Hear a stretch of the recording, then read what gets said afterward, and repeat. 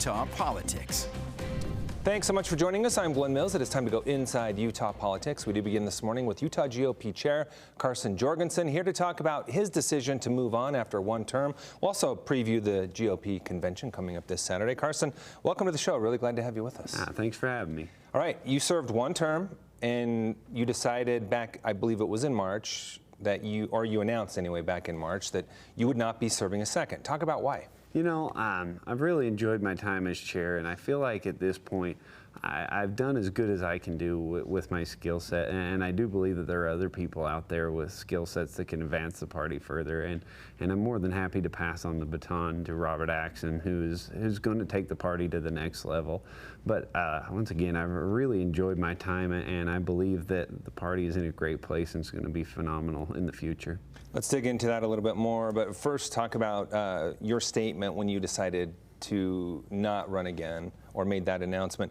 You talked about dishonesty and disloyalty seem to be the traded currency in politics. So I sensed some frustration potentially involved in your decision. Is that accurate? A little bit that way. It didn't weigh as much into the decision as you would think, but I wanted people to understand that this is the case, because there are many out there who are frustrated with this, and that seems to be the general consensus among the masses, that they're frustrated, and it seems like they're just being told a bag of lies all the time, and they get that old mantra, the politician thing in political speak.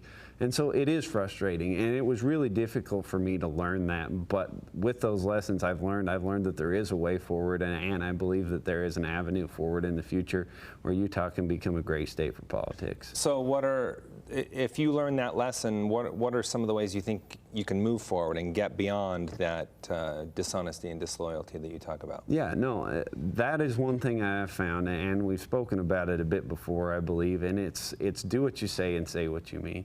And there's so many in politics that maybe have an agenda one way or the other, or the rules only apply in certain situations.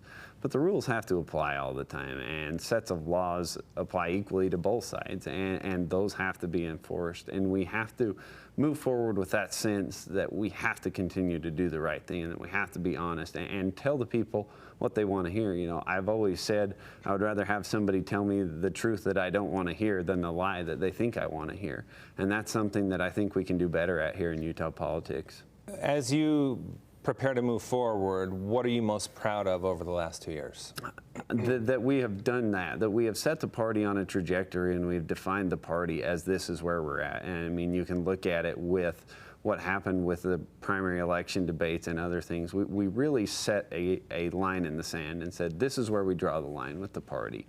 And the party is going to be here. Some people refer to the party as the big tent, and I never really cared for that mantra, because a tent insinuates that it moves. And I didn't like the fact that it moves, because we have to have a set of values that are rooted firmly, and the party needs to be in a firm place. And people, if they want to come to the party, by all means, the doors are wide open.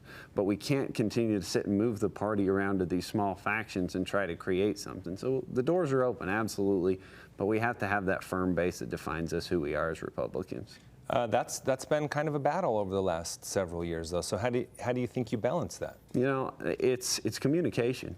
What I have found in this job is it is communication. It is talking with both sides, hearing them out, but then making a stand when it's time to make a stand. I've been heavily criticized for speaking out against members of our own party and saying that I don't believe in what they're doing, I don't believe what they're standing for at the moment, and I took a lot of heat for it, but to me, that is what defines it. Like I said before, when it's good on one side, it's good on the other side, and we have to continue to push forward with that mindset.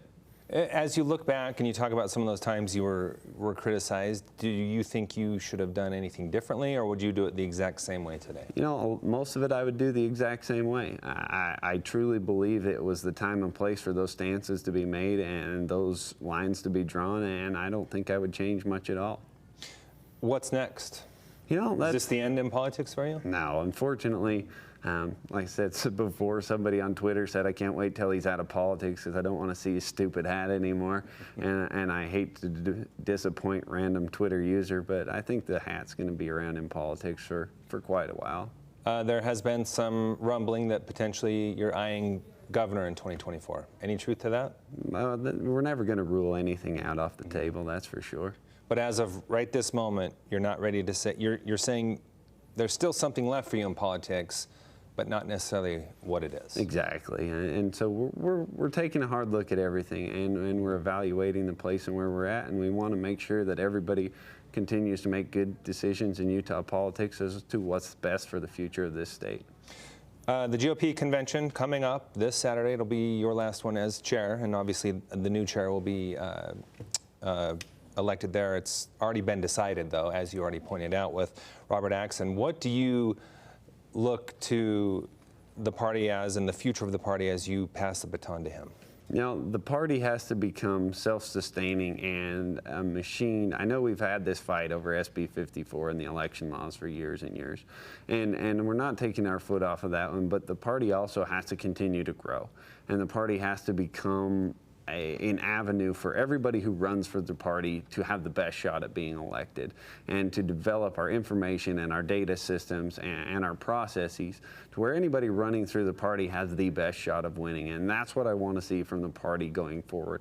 And I felt that By running through the party, you mean through convention? Correct, yeah. Running through the party as in running through the convention process, meeting with the delegates, really expanding that, as well as engaging with the general public voters. But the one thing I do love the most about the convention system, sometimes it has its fallacies, it does, but it is that voters are very informed. Those people who run as delegates, they're very engaged in what it is, and they do their research, and better information and better voter turnout makes for better decisions. Let's talk about some of those fallacies, though, because we've seen some of those over the last couple of years. One example of that would be Representative John Curtis. In the special election, if it were just up to convention, he would have never even made it. You know, he's won a few terms now. Yeah. In that situation, you would have to say there was a pretty clear difference between what the primary voters wanted and what the delegates wanted. No, absolutely, and that's why I say it's not perfect all the time. But then you look at this last race where Mike Lee ran through convention, and his margins in convention were not much different from that of the general primary. And so there are odds and ends. And once again, Curtis made it through convention this last time, and I think as he increases who he knows and meets the delegates, and he's done a phenomenal job. He's reached out to delegates, and he keeps to engage in them in the way that they want to be heard. And so as they do that, I think that reputation grows, and that's what I want to expand, is not such a closed-mindedness about who, but mostly around policy, and center these discussions around policy, not people. We have about 30 seconds left. Governor DeSantis from Florida will be speaking at the convention. What do you expect to hear from him? You know, we've talked with him, and we expect to hear from him about what he's done in Florida. We've seen the massive leaps and the change that has happened in Florida, and what good governance does to a state like Florida, where it was on the verge of turning to a Democratic. Now it's back, what they swing at 18 points this last election. That is what we want to see, because we don't want to see Utah swinging the other direction, and we hope to implement some of the things that we learned from him and his people at the upcoming convention. All right. We appreciate your time, and we will follow your journey, whatever that is next. Thanks so much for being here with us. Thanks for having me, Glenn. You bet. Coming up, tensions rise as China